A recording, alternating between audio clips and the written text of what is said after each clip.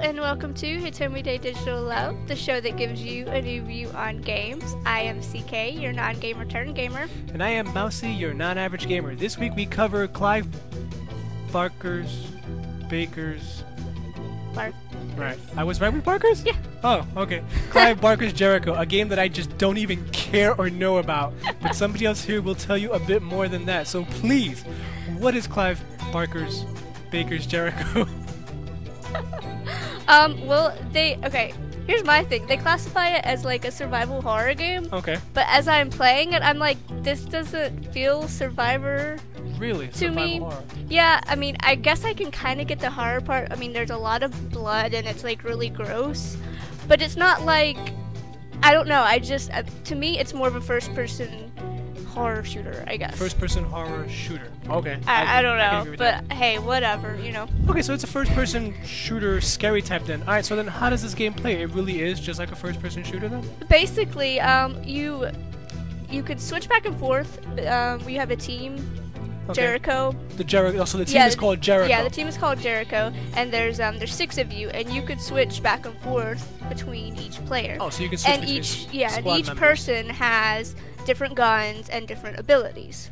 Oh, so this just sounds like a military game. You can. How does this game set itself apart from other games then? I mean. Well, it's got an interesting story. Okay, try me without spoiling it, even though it's like a 30-year-old game. Well, I don't really know how to explain it for you. I mean, dumb it down for the masses. We Who had cares talked about about what I it. think? We had talked about it before, and you're like, "Yeah, I'm not interested." And I'm like, I'm playing it, and it's like, it's humorous to me. It's funny. Well, no, it's not funny.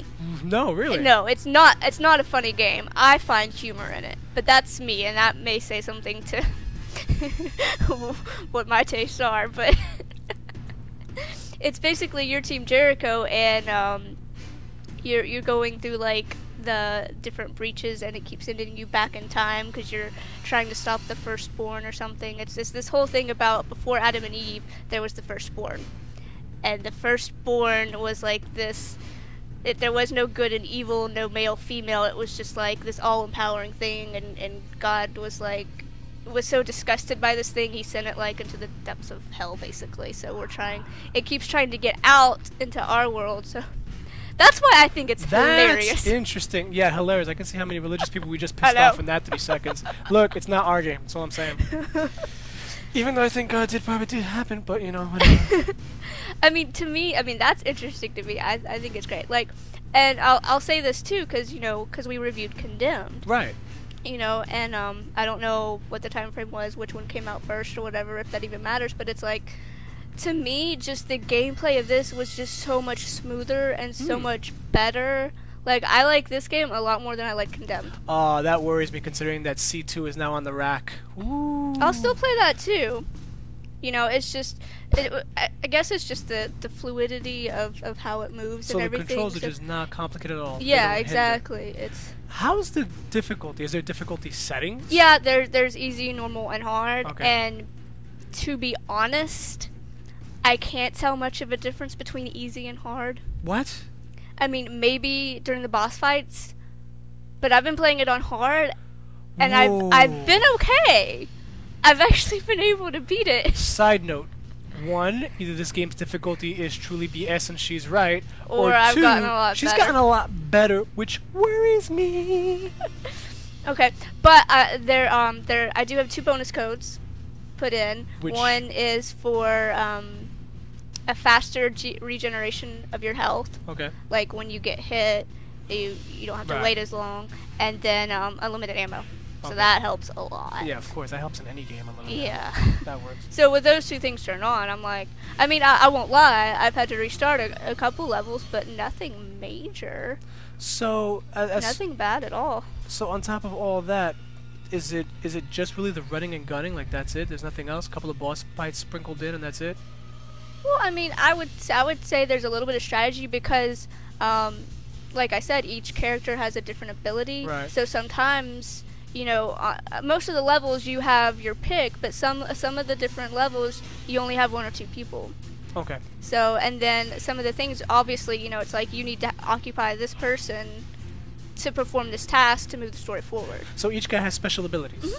such as?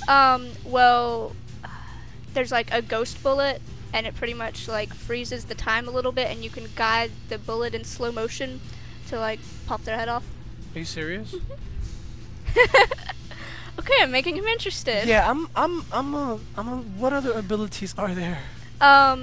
Let's see. Jones has the ability to, he can like transfer to like to the body of like an enemy, like kind of like telekinesis. Telekinesis. Yeah.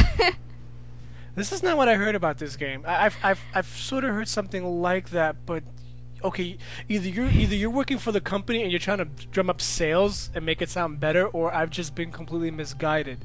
The game does look pretty from what I've seen. Graphics aren't everything, but it's pretty. Yeah, I mean it's like, yeah, like I said, it's a lot of blood. There's a lot of red everywhere. What game I mean, isn't? Pokemon. That doesn't bother me. Nothing bothers I you mean, as far as that. Now, how does this it game? doesn't. It's not. To me, it's not scary. I haven't really been scared. I was gonna ask you that. You know, as compared to like, you know, Condemn scared the crap out of me. So. Yeah, it's amazing what it does, even though it doesn't do that much. And how about like the actual playing style? Like, are we talking about like it's just an open world and you're running, you're doing stuff? No, it's a very linear path. Very linear. Linear as in like it just goes from point A to point B, or how well, does it? you have to, I mean, wind yourself around, but most times there's only one way to go. I mean, sometimes there'll be another way, but it'll dead end pretty quick. Is it broken up into levels and stages, or? Yeah, there are 5 different missions, and each mission has probably about 6 different levels to it. That's interesting. And about how far are you through this game? I'm in the 5th mission right now. The final mission. Yeah, I'm almost done. And how many hours have you put in then, roughly? I don't know, 10, 15. Really? I don't know, maybe it's because I've been playing it off and on. Right. It's hard to count. Yeah, it's like it's really hard for me to judge. That's perfectly fine. Wow. I tend to take longer with games, so I mean it's not a long game at all. So putting yourself about a year, 2 years back, is this something someone new should pick up, or? I don't know. I mean, I guess it just depends on their skill level.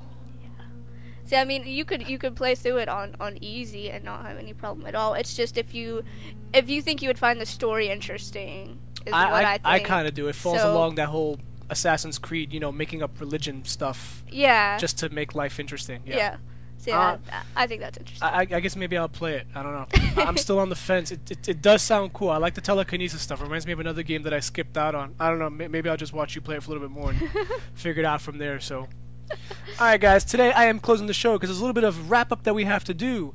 We are going to be taking an unscheduled vacation for friends and family, and most importantly playing a ton of video games, because for us to put out these shows on a regular basis, some of these 80-hour games are time-consuming, and while our releasing on shows is not really reliant, how do you say, it's not important that we release, you know, for new games. It doesn't matter. Sometimes we talk about 10-year-old games, so it's not important that we have a show out every week. So we still play the new games. Yeah, we still play the new games, so we need time off for that. So because of that, you know, it's going to be hectic. We're probably not going to put out videos for the next 4 weeks, so we're going to try. In other related news, if you haven't gotten the Twitters, stop complaining. We have a PS3. And the first thing I'm probably going to review is the shitty interface. Because I'm not happy. What you're looking at is a PS3 that is about 2 days old, and I'm still not playing with it. I'm playing other games that are like older and better, but you know what? I will bitch on that another goddamn day. So, without further ado, remember we are on 2 NooBTooB channels, CyberMousy and the NooBTooB Army. Please view, rate, and subscribe to votes. It helps them, it helps us. We have you Twitter accounts, which she is more interesting than me. And lastly, email address at the end of the credits if you're interested in emailing us hate mail and stuff saying that we don't like some other video console that we managed to always buy. So, till we come back from vacation, I've been Mousy. And I'm CK. And I'm gonna go play some games now. Later. Be jealous, people. Be very jealous.